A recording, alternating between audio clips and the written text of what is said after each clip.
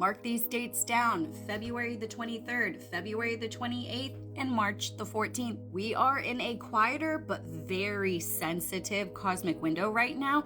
This is more of a reset and a recalibration before that full acceleration mode begins. Before we look into those dates, let's check out the space weather for today. This is our 3-day geomagnetic forecast, February the 24th, the 25th, and the 26th. We're going to be looking at around a KP3, KP4 minimal geomagnetic activity. There will be minor disturbances because of a coronal hole that is Earth facing on the sun right now, but as you can see, we have low and slow space weather. There are 0 sunspot regions on the sun right now, so there's absolutely nothing going on. But we do have a sunspot region that is going to be coming onto the sun here in the next couple of days, but it's throwing some low-level C-class flares, which is the lowest level of solar flare that you can have. Despite having no sunspot regions on our sun, we do have 3 coronal holes. We have this one that is heading off of the western limb of the sun, we have one in the southern hemisphere, and one that is forming right over here. No solar flares, but coronal holes can still have an effect on your body.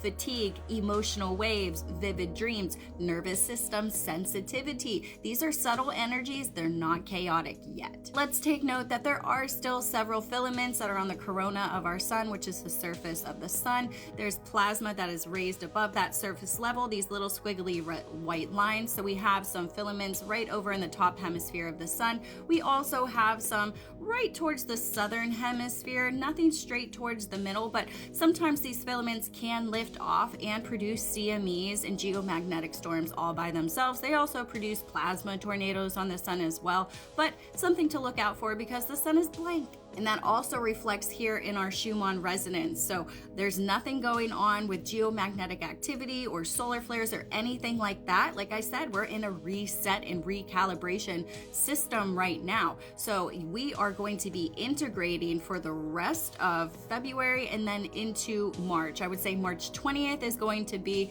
our big rest period. Despite all of the energy being low and slow, it's not really that low and slow because above everything on a whole different layer, we have Mercury that is going retrograde in Pisces. That is beginning today. This is going to be a major introspection phase. Mercury retrograde in Pisces shifts us into deep reflection mode. This is where you're going to get intuitive downloads, yet again, individually and collectively, which they need.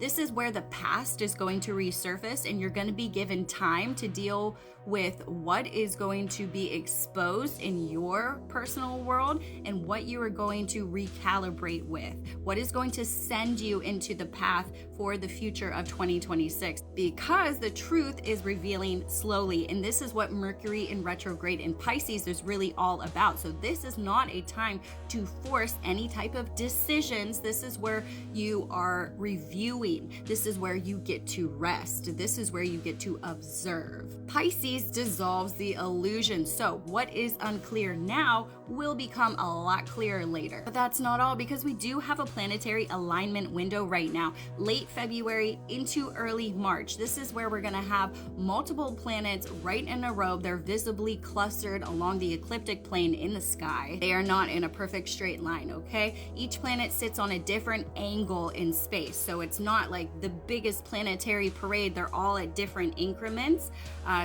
But from Earth, they're going to be grouped together. When planets cluster like this is when it compresses themes and it creates heightened awareness. This is where timeline reviews come into play, energetic sensitivity, despite nothing going on with the sun, and the global narrative is going to shift during these windows. So it's less about the actual action and more about the alignment. Does that make sense? Because right after, we're going to have this lunar eclipse that is going to be coming in. We already had the solar eclipse. This is all about beginnings and endings. The lunar eclipse is going to seal everything that you individually and human population collectively is going to be experiencing and taking in, okay? So the lunar eclipse is going to be in Virgo. It's going to be March the 14th of 2026, and this is where we're going to be entering that eclipse final season until August. We're going to have another eclipse season in August, but the Virgo lunar eclipse will still highlight health,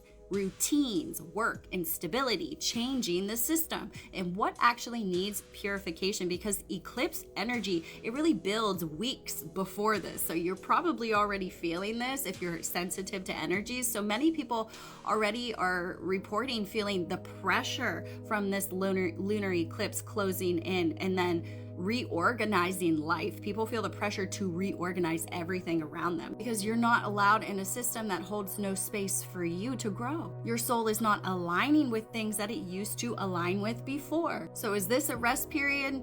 Yes, but not passive. This is more of a cosmic integration window. This is where your nervous system is going to reset because some big things are going to be happening in 2026 later down the line around June, July. This will be the timeline review before the major forward momentum kind of shifts. It's going to happen in spring. If you are feeling slower, more inward, more observant, know that you are aligning with that energy. Do not rush decisions right now. Let things reveal themselves to you. If you have a sun, moon, or rising placement in Pisces, let me know in the comments and I will let you guys know exactly what you will be feeling. If you have anybody in your life that has any of those placements, keep them in your thoughts and prayers because their life is going to be shifting dramatically. The illusions are going to be finally coming off of them and they will be able to see what is really in front of them. I'm Sarah Starr here with your space weather update for February the 24th. If you want any deeper insights or updates or personal readings, I do Starseed origin readings, natal chart readings, I do mini readings, I tap into the Akashic records. I also do higher consciousness sessions. Head over to my website, sarahstarofficial.com. I will be the guide that helps you through the next chapter in your life. Follow for more.